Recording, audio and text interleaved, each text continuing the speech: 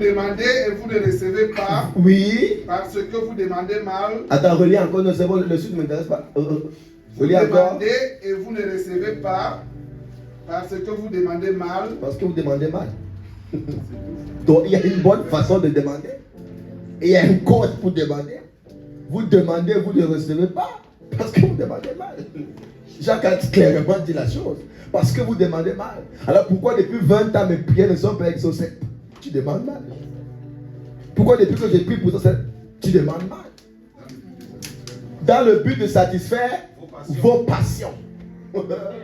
Jacques. Imagine un peu ton sujet de prière, c'est qu'au nom de Jésus-Christ que le prophète Marius meurt. Tu vas prier ça 60 ans, ça ne va jamais arriver.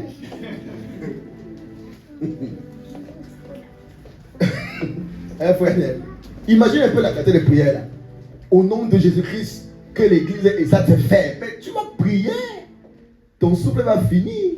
Tu vas vous demander mal pour satisfaire vos passions. Ça veut dire que la plus grande prière qui active tout, c'est lorsque la prière n'est pas dirigée pour satisfaire nos passions. Les 1 heure que je vais passer à prier pour la sœur Manuela. Amen. 1 heure de temps à prier pour la sœur Manuela. Manuela sera bénie pour les 1 heure. Mais la Bible dit que celui qui prie pour l'autre sera doublement arrosé. Donc si j'ai prié pour que Manuela soit prospère, moi je reçois en partie une double prospérité. L'intérêt est de prier pour l'autre. L'intérêt est de jeûner pour l'autre.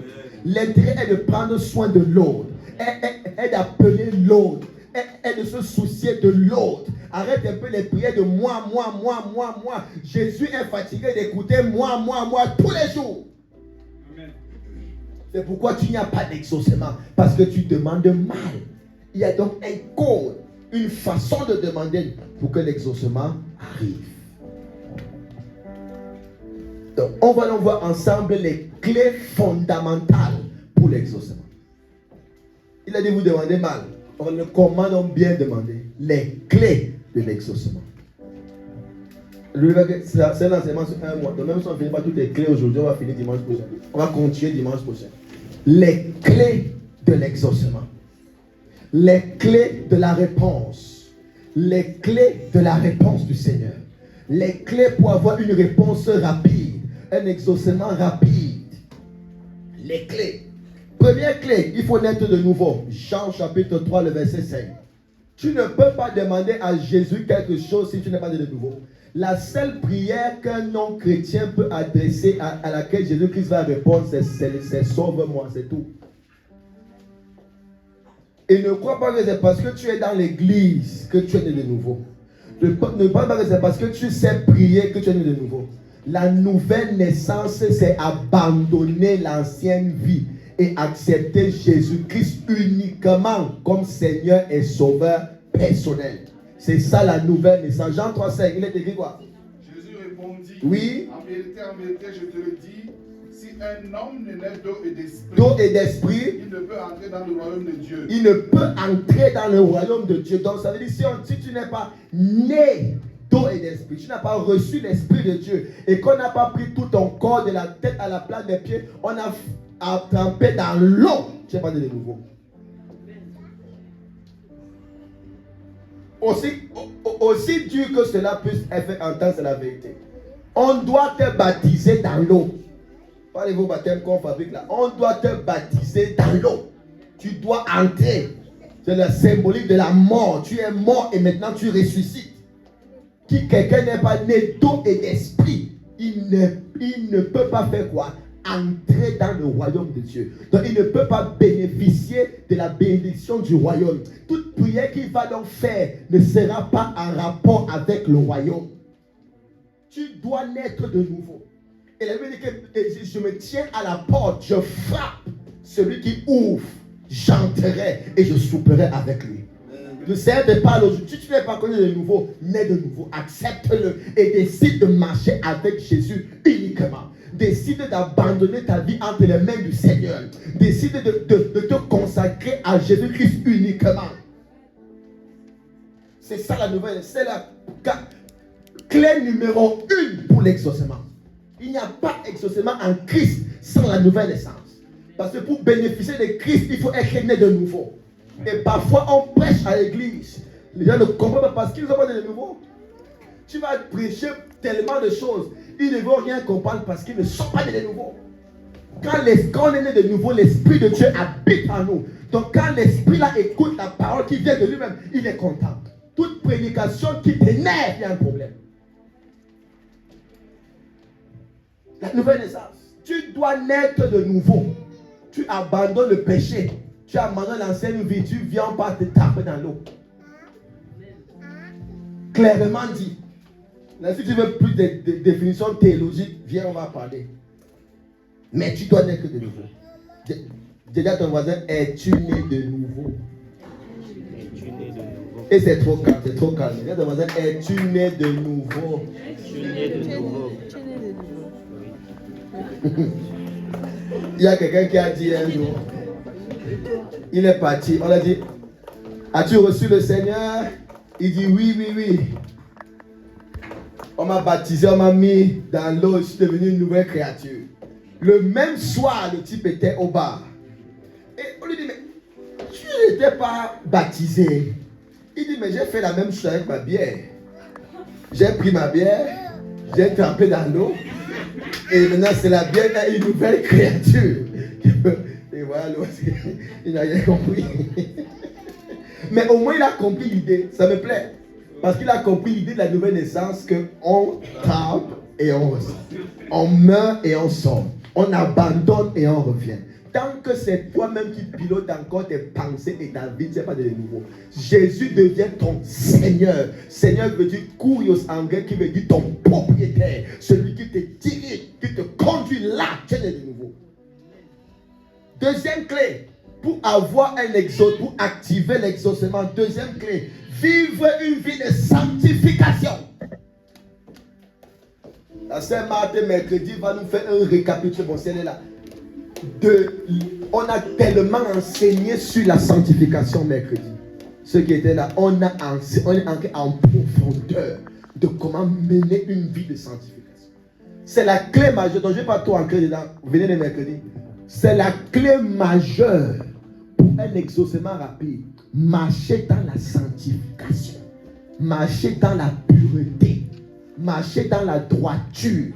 Vivre la sanctification de Christ. Lisons ensemble ce passage qui fait peur. Hébreux 12, 14.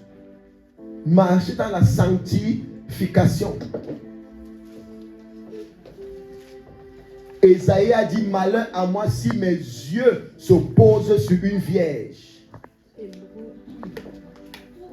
Rechercher la paix avec tous. Et la sanctification sans laquelle. Et quoi? Et la sanctification. Et quoi? Et la sanctification. C'est écrit aussi dans vos Bibles comme ça. Et la sanctification. Sans laquelle personne ne verra Dieu. Sans laquelle personne ne verra Dieu.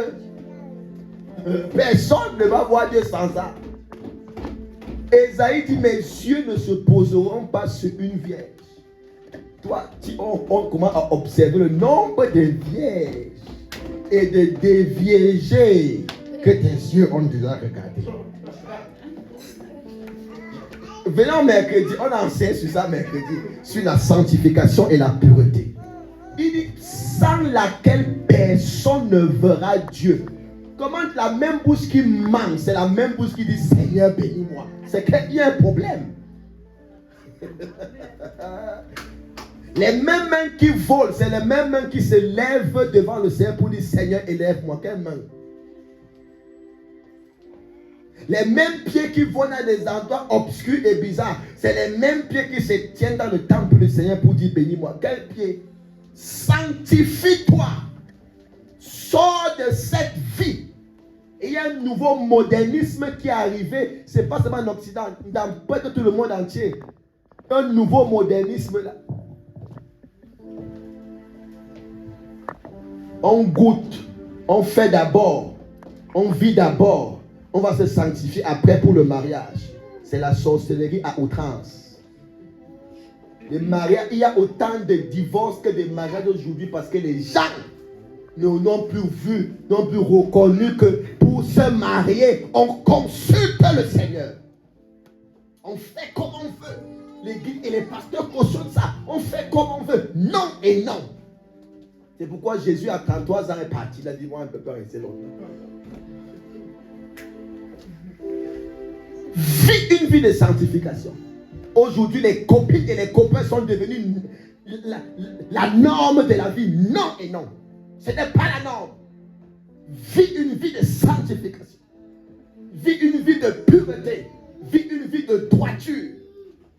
Si tu ne viendras pas à l'église le dimanche prochain, j'ai déjà dit. Mes mains sont propres devant le Seigneur. Vis une vie de droiture. Et généralement, ce type de message sert un mat. Quand on prêche ça, la personne qui écoute fait la passe à son voisin pour dire ça ne me concerne pas. Ça concerne l'autre. Ça te concerne. Marche dans la sanctification. Ça nous concerne nous tous. Marchons dans la sanctification. C'est la clé numéro 1. Tu ne peux pas. Comment tu vas intercéder et prier le Seigneur étant sous-bête? Tu es sous. Comment tu vas prier? Tu es au bas. Comment tu vas prier là-bas? Mais l'église ici, ce n'est plus l'église moderne. Ça n'a d'abord jamais été une église moderne. La sanctification. C'est toi qui es colérique. Ta colère chasse même les fidèles à l'église. C'est toi qui es un rancunier. Il y a les gens ici, la rancœur. La rancœur, ton cœur est enflé. Ils ont la rancœur pour les autres. La rancœur pour leurs prochains. La rancœur pour leurs amis. La rancœur dans le cœur. Quel cœur Dieu va exaucer avec un cœur rempli de haine pour le voisin? Rempli de jalousie pour l'autre. Tu jalouses la sœur Manuela parce qu'elle a un talon tigre. Pourquoi moi je ne dois pas avoir ma talon tigre? Tu fais la sorcellerie.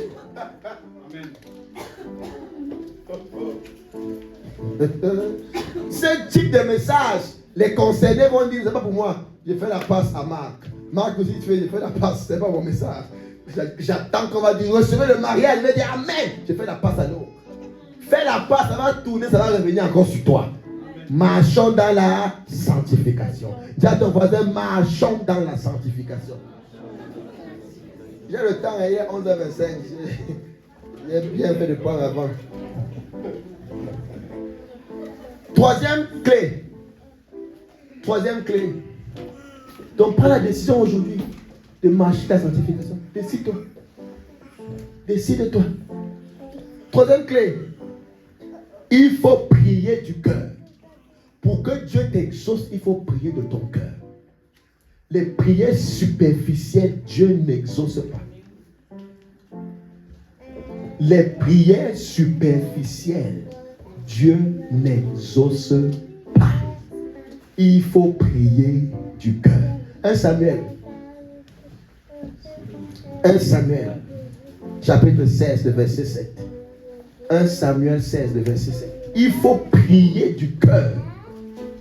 Et c'est là que les chrétiens tombent. Parce qu'ils prient généralement de la bouche. Ils ne prient pas du cœur. 1 Samuel 16, 7.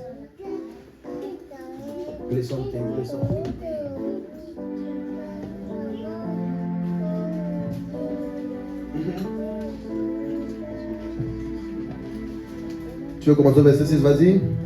Lorsqu'ils entrèrent, il se dit, en voyant Eliab, certainement loin de l'Éternel est ici devant lui. Et l'Éternel dit à Samuel, ne prends point garde à son apparence et à la hauteur de sa taille. Ne prends pas garde à son apparence, ni à la hauteur de sa taille. Que tu sois court, que tu sois grand, que tu sois gros, que tu sois mince, ne prends pas garde à son apparence. Même si vous m'écoutez, peut-être fini de prêcher. Amen. Vous avez les bébés, vous guettez les bébés, vous faites finir de prêcher aujourd'hui. Vous n'allez pas me distraire. Je vais prêcher. Continue.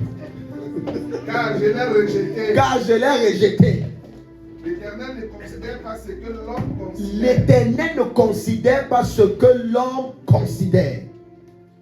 L'homme regarde à ce qui frappe les yeux. L'homme regarde à ce qui frappe les yeux, les belles greffes, les belles perruques, les phares, les clignotants, tout ça aux yeux. L'homme regarde à ça, les bottines, les bottelets, les bottelons. Dieu regarde à ça, les pantalons slim, les costumes. L'homme regarde à ça, comment le pasteur est habillé, comment l'autre est coiffé, comment Marc Vincent a fait la peine que de je sais pas de quoi. L'homme regarde à ça. Mais l'Éternel regarde au cœur. C'est-à-dire, quand je regarde, je ne vois pas le cœur, mais lui, Dieu, il connaît le cœur de Manuela. Donc ce n'est pas aussi ceux qui viennent dire oui papa, oui pasteur, oui papa, qui ont un cœur pur. Ce n'est pas aussi tous ceux qui te disent oui bonjour, qui ont un cœur pur. Dieu regarde au cœur. Et il te faut des yeux spirituels pour discerner les cœurs de certaines personnes. Parce que certaines personnes ont de mauvais cœurs. Ils parlent en langue avec les mauvais cœurs. Mais Dieu regarde au cœur. Donc c'est la prière qui émane de ton cœur que Dieu répond. Je veux le travail. Est-ce que ça vient de ton cœur? Je veux l'emploi. Est-ce que ça vient de ton cœur? Je veux me marier. Est-ce que ça vient de ton cœur? Est-ce une prière superficielle? Est-ce une prière que tu fais parce que les autres font? Est-ce une prière qui te tient à cœur? C'est cette prière que Dieu répond. Pas des prières superficielles. Dieu répond à la prière du cœur. À la prière du cœur. La prière qui part du cœur. La prière qui nous touche. C'est à laquelle Dieu répond. Amen. Jérémie 29, 13. Jérémie 29, 13. Priez du cœur. On ne prie pas des lèvres. On prie du cœur. On prie du cœur. Quelle est cette situation que tu veux voir changer? Prie ça avec ton cœur. Médite ça, intercède avec ton cœur. Jérémie 29, 13. Jérémie 29, 13. Les prochaines personnes vont me dire, pasteur, puis pour moi, où est l'enseignement que j'avais enseigné sur la prière? Si tu n'as pas l'enseignement, ne viens pas me voir. Jérémie 29, 13.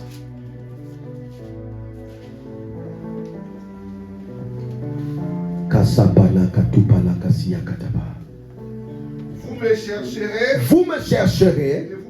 Et vous me trouverez. Si vous me cherchez de tout votre cœur. Si vous me cherchez de tout votre cœur. Amen. Vous me chercherez et vous me trouverez si vous me cherchez de tout votre cœur. Donc il faut chercher le Seigneur de tout son cœur.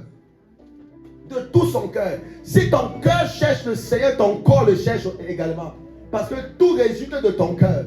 Si ton cœur cherche Dieu, ton argent va chercher Dieu. Si ton cœur cherche Dieu, ton temps va chercher Dieu. Si ton cœur cherche Dieu, tes activités vont chercher Dieu. Cherche-le de ton cœur. Prie avec ton cœur. Et le résultat sera immédiat. Quatrième point. Priez en accord avec la Bible. Priez en accord avec la Bible. Donc, vos débats théo, la Bible a été écrite par... Prie avec la Bible. Les gens ont prié avec ça, a marché. Laisse-moi tes débats. Surtout les nouveaux intellectuels là. J'ai appris ça, les nouveaux intellectuels. Ils sont souvent comme ça. Dès qu'il a un peu lu 2 livres, il commence à dire la Bible a été écrite par plusieurs auteurs. Nouveaux intellectuels. Non, c'est les blancs qui ont écrit la Bible. Ils ont causé l'Afrique avec. Laisse. Prie avec. Ils vont prier avec, ça marche. Prie avec.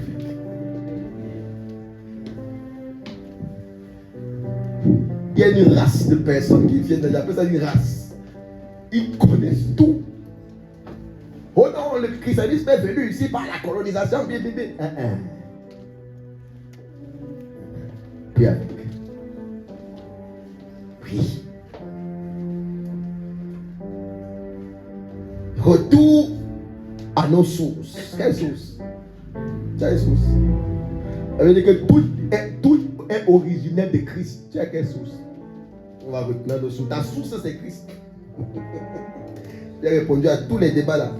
Priez en accord avec la parole.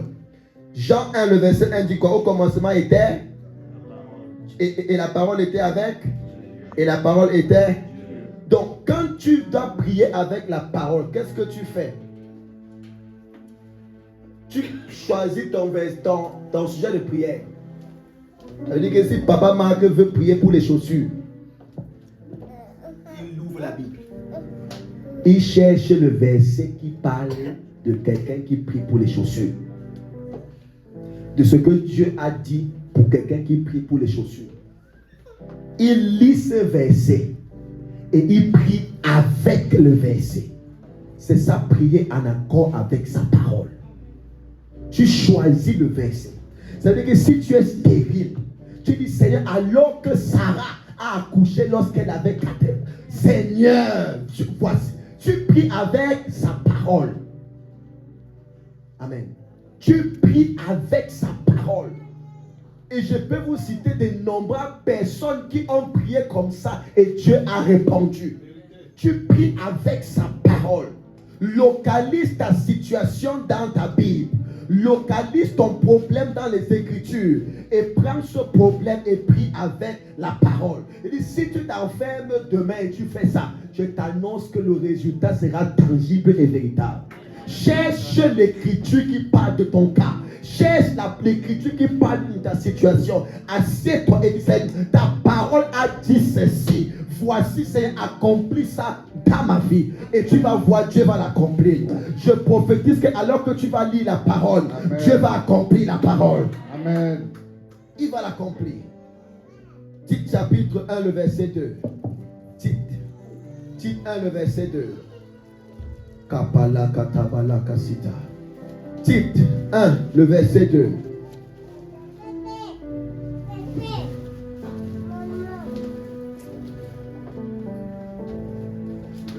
Oui. Lequel reposant sur l'espérance de la vie éternelle, Oui. promise avant tous les siècles par le Dieu qui ne manque point. Ah, c'est bon, par le Dieu qui ne manque point.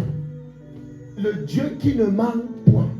Est-ce que j'ai besoin uniquement de la parole du ministre David, la parole orale du ministre David pour savoir qu'il m'a parlé? Non. Ça veut dire que si j'envoie un message au frère David, il dit bonjour frère. Et il me répond bonjour. Il me dit j'ai envoyé 1000 €. Pas besoin qu'il ait fait la note vocale.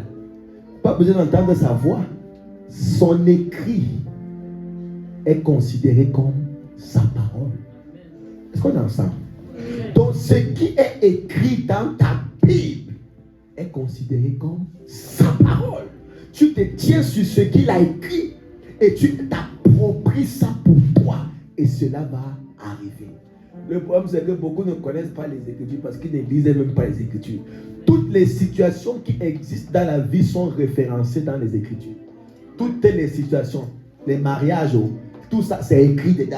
Il n'est pas bon que l'homme soit seul. Amen. Dieu ne t'a pas créé pour que tu dormes avec les oreillers. Non, il t'a créé pour que tu dormes marié. Laisse l'oreiller là tranquille.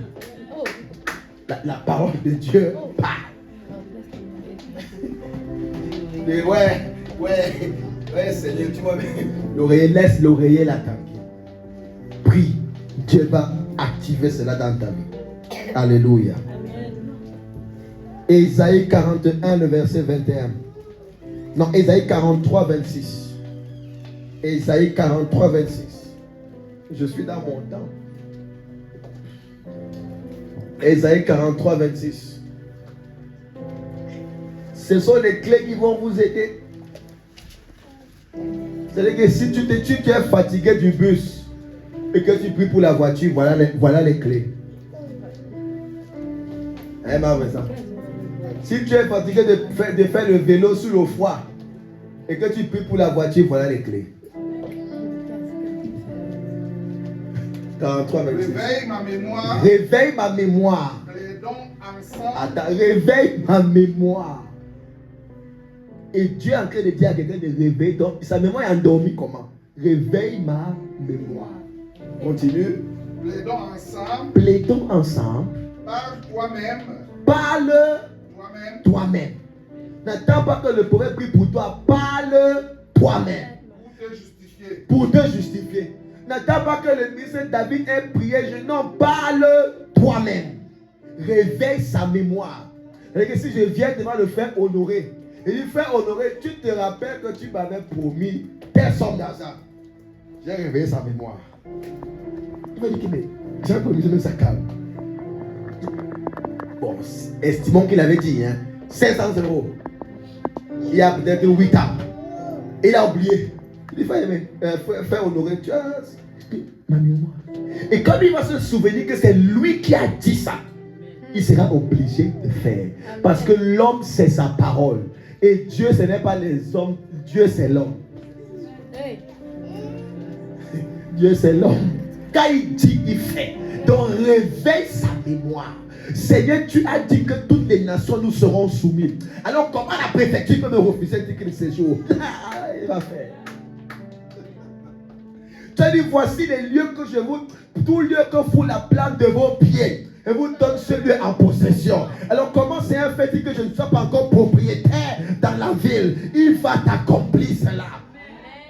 Réveille sa mémoire. Qu'est-ce qu'il a dit à ton sujet? Qu'est-ce qu'il a dit à ton propos? Réveille sa mémoire.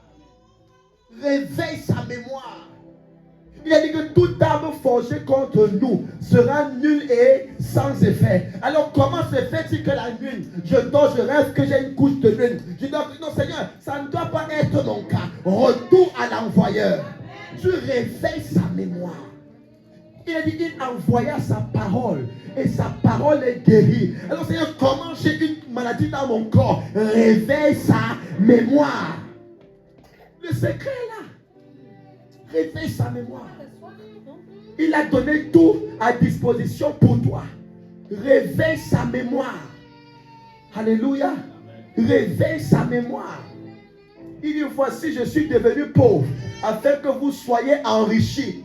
Alléluia. Afin que vous soyez enrichis. Comment se fait-il que j'ai beaucoup de moins dans mon compte bancaire? C'est ta parole dit, l'or et l'argent t'appartiennent. L'or et l'argent n'appartient pas à la Banque mondiale, ni à la Banque européenne. L'or et l'argent t'appartiennent. Alors Seigneur, donne-moi là. Et tu demandes l'argent à Dieu. Amen. C'est comme s'il n'aime pas l'argent. Moi j'aime. Tu l'es. Ecclésiaste 10, 19, lisons ensemble. Tu l'es qui veut te répondre. On est là. Ecclésiaste 10, 19. Je te réponds. 19. On fait des repas pour se divertir. On fait des repas pour se divertir comme c'est maman Olga. Le vin rend la vie joyeuse. Et l'argent répond à tout. C'est moi qui ai écrit la parole.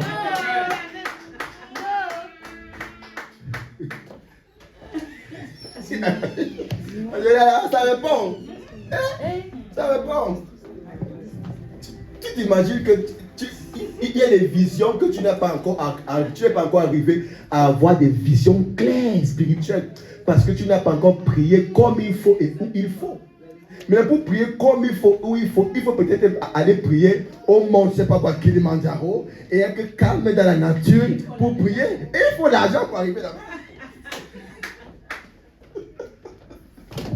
Quand on va dire pèlerinage à Israël, beaucoup ne viendront pas parce qu'ils n'auront pas d'argent. Tu vois que même pour connaître. Et ça va, je continue mon message.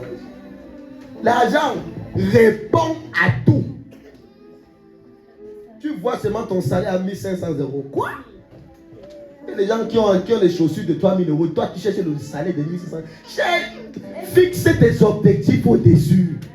Et Dieu va t'élever à ce niveau. Je dis, personne sous le son de ma voix ne sera jamais pauvre. Ton amen ne me challenge pas. Je dis, personne en Christ ne va jamais manquer de quoi que ce soit. Le Dieu de cette commission t'élève.